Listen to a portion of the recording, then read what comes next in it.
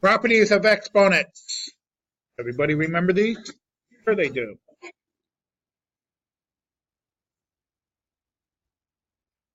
If I have a power, in fact, any number, all numbers are powers, right? We just normally don't put the exponent there.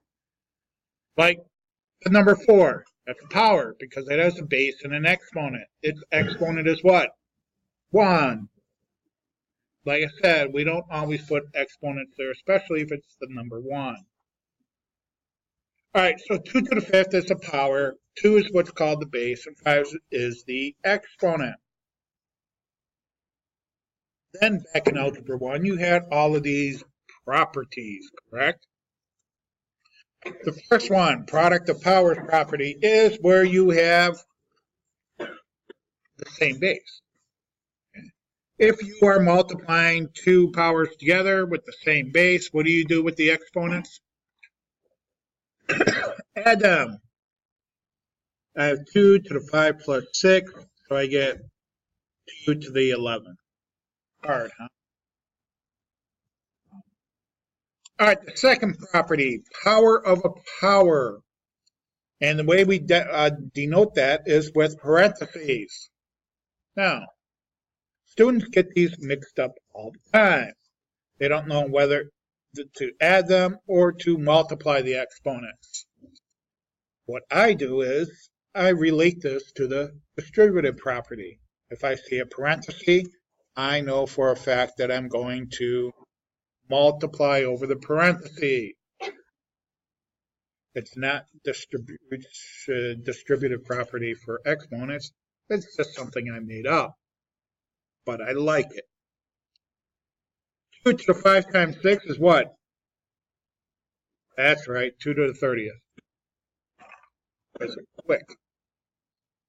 If I have 2 different bases, a power raised to a power with 2 different bases, again, please remember, if there's no exponent there, it's a 1.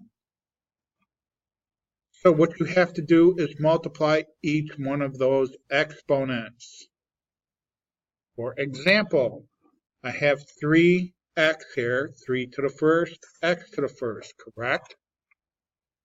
I have to multiply each one of those exponents to get 3 to the 3rd, x to the 3rd. And if you really feel mathematical, you can multiply it out.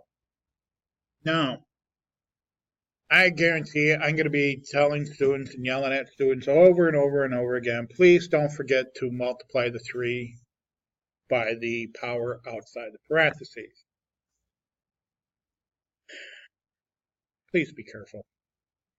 What about negative exponents? How do I get rid of a negative exponent? Well, just like any whole number, you put it over 1, and then you have to flip the fraction and make the exponent positive. So a to the negative m becomes 1 over a to the m. For example, 5 to the negative 1st becomes 1 over 5 to the 1st. If I have 1 over 6 to the negative exponent, it's the same thing, just flip it. 6 to the 1st over 1 or just 6. That works either way. Anything raised to the 0 power? 1. Coming back to you. Should. If I'm dividing 2 powers together and the base is the same, subtract the exponents. If I have 2 to the 8th divided by 2 to the 5th, it's 2 to the 8th minus 5, or 2 cubed, or 8. If I have 3 to the 4th divided by 3 to the 7th, 4 minus 7 is what? Negative 3, but you can never leave your answers with a negative exponent. So this is 1 over 3 cubed, or 1/27. If I'm dividing two numbers together and they are different, and it's raised power, it's called power of a quotient property. Again, I'm going to put my exponent of 1 there so I don't make any mistakes. I have to multiply whatever's outside of that parenthesis to the exponent inside. So 2/3, if I have 2 to the first, 3 to the first, multiply each exponent by what's outside.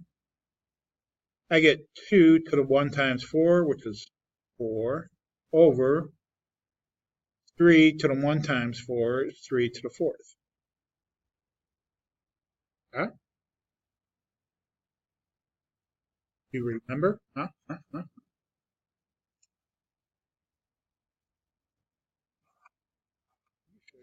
taught you. You should remember because I taught you this. Let's do some example problems. First one. This r has an exponent of 1. I'm going to put a 1 there so I don't make any mistakes. This is a power raised to a power. Actually, it's a fraction raised to a power, so it's a power of a quotient property. I'm going to take that 2, multiply it by each exponent. So I get r to the 1 times 2 is r squared. S to the negative 5 times 2 is s to the negative 10. I'm not done because I have to get rid of a negative exponent. How do I get rid of that negative exponent? No, how do I get rid of negative exponents? Go back up to your negative exponent property. Flip it. So if it's down here, I got to put it up here. Now, you could put this over 1, or you could just leave it r squared s10.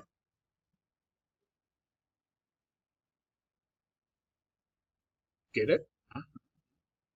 Are you ready? Wasn't that fun?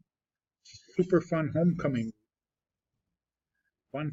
I'm going to put my 1 exponent with the 7, the 1 exponent with the b, so I don't make mistakes. I have a parenthesis here, so I have a power raised to a power. Need to take that 2, multiply to the exponent inside. So I get 7 to the 1 times 2, which is dos. B to the negative 3 times 2. That's right, negative 6. B to the 5th. And b to the 1st. Now what do I do?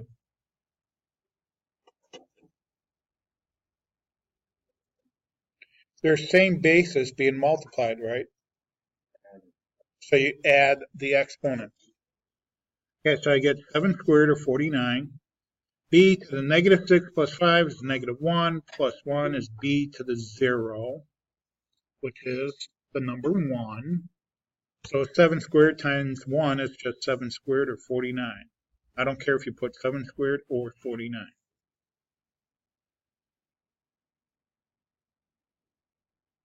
So easy, I almost feel like I'm insulting your intelligence. Okay, I'm going to put in exponents to 1 so I don't make any mistakes. So y to the first, z negative 2, x squared, y to the first. And then it looks like we have a power to a power, and then z to the first. Okay, let's do our power to the power first. 3 times 2, I get x to the 6. 3 times 1, I get y to the 3rd. I'm just going to bring down and copy everything else. Y to the first, z to the negative 2, and z to the first. Now, back in Algebra 1, they may have taught you to group your variables together, your numbers, your x's, and your y's. We could do that. Let's see, I've got an x to the 6.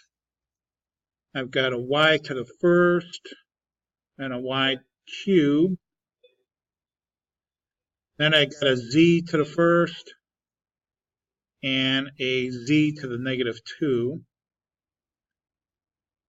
With very long problems, this helps. With a lot of different variables and numbers and stuff. You don't have to do it, but it does help. Okay, I end up with x to the 6, y to the 1 plus 3 is y to the 4th. When I add 1 and negative 2, what do I get? Negative 1. Where's it going to go? I got z to the negative 1. What am I going to do with it? It's kind of on top right now, right? It's over 1. So I need to flip it. It needs to go in the bottom. Make it positive.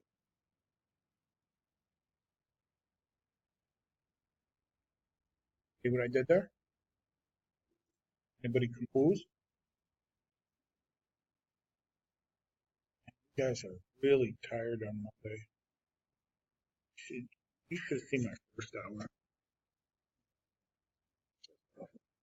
Oh, I skipped one up here. Huh. Well, let's go back and do it. 3 to the first, x cubed, y to the negative 2, all raised to the negative 4, so I'm going to have to distribute. I like to think of this distribute. 3 to the 1 times negative 4 is 3 to the negative 4.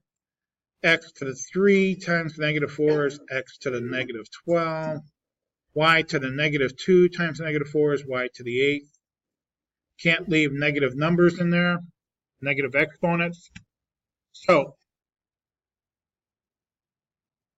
3 to the negative 4th, I'm going to go in the bottom, 3 to the 4th.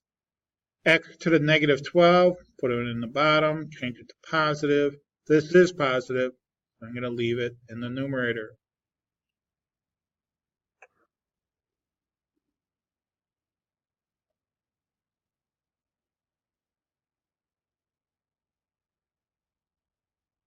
Okay, let's go to the next row here.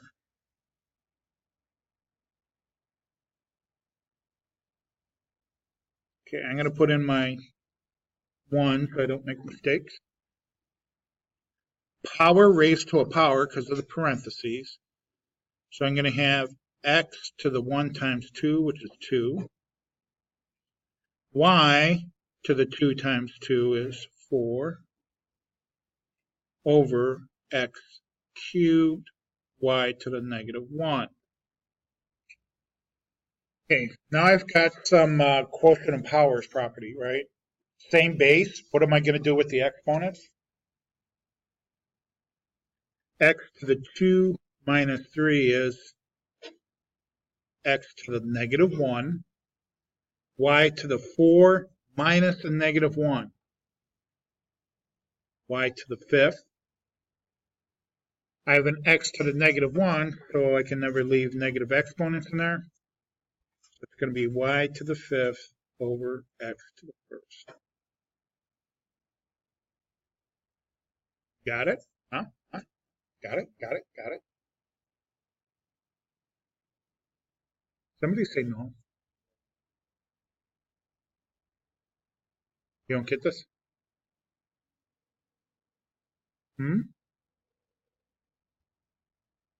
Really? Who do you have for an algebra teacher?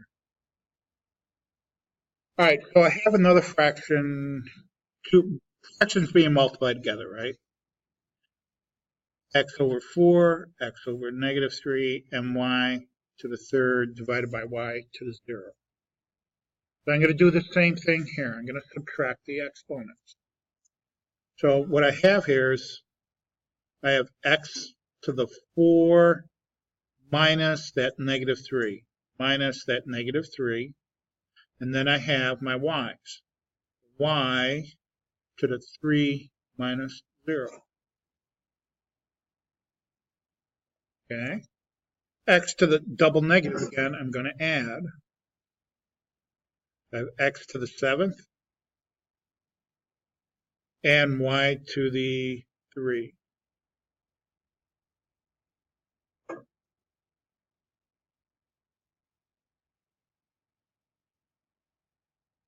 I have no negative, I didn't wind up with any negative exponent, so I'm good. That's my answer. Okay. Next one. Now, there's nothing I can do with the numbers because 12 does not divide evenly by 8. But I can reduce this. I can reduce 12/8. So I can think of this as one fraction, this as a fraction with the same base, and this as a fraction with the same base. 12/8 I can put it in your calculators, do the math enter thing. You can divide each one by 4.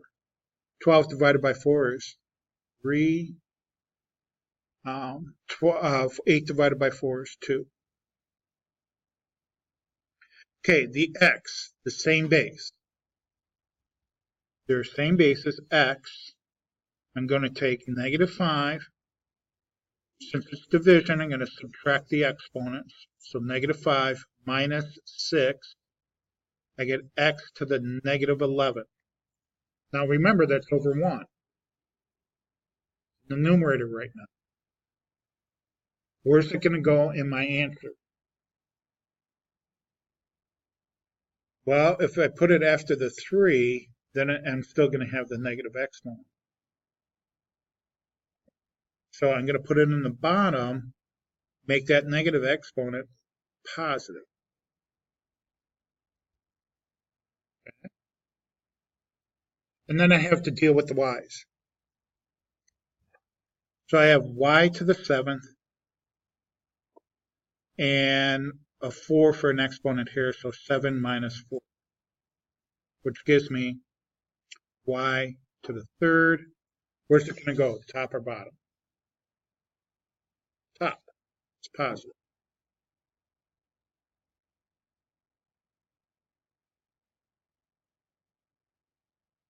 Okay.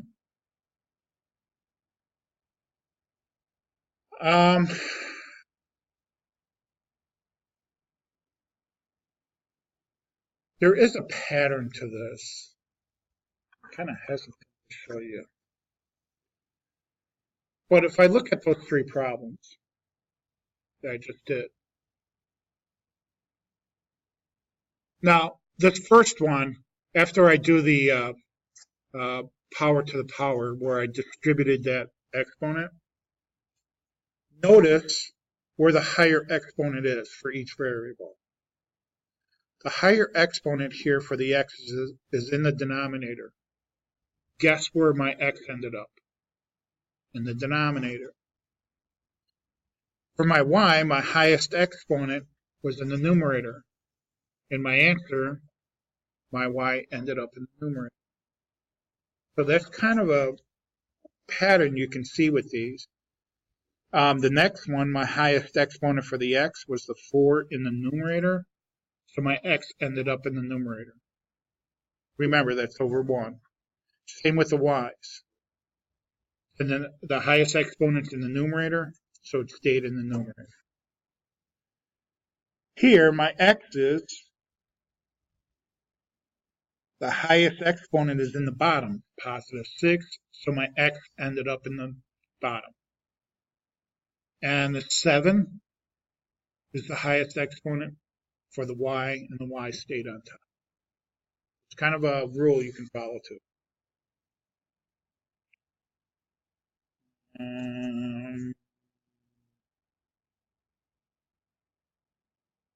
I'll do this one later. Well, I'll do it. This is a good example, this next one. Remember I showed you guys how to cancel out factors? We're going to have to do that. I think this one does include rational expression. Yeah. So if you don't understand this right now, don't worry about it so much. But I do want you to realize that we can actually cancel out before we multiply. 2 goes into 20 how many times? 10. 2 goes into 2 once. See, I have 8 x's here. I can take out 8x's there, which leaves me 6. I have 6y's here. I can take out 6y's there, leaves me with y to the 4th. And I still have this one more x here. Take out an x there, which leaves me with x to the 5th. So I have y to the 4th, 10, x to the 5th.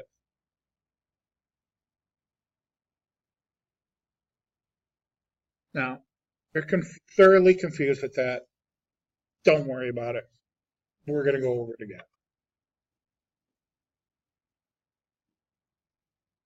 And the last one, I'm going to put my exponent 1 there. It's a power to a power. I have an exponent outside parentheses. Different bases, it's a fraction, so I'm going to have to multiply every one of those exponents. 2 to the 1 times negative 3 is 2 to the negative 3. X to the 1 times negative 3 is x to the negative 3. All over 2 times negative 3 is negative 6. All of these exponents are negative, so what am I going to do with the entire fraction? Flip it. Y to the 6th, 2 to the 3rd, x to the 3rd.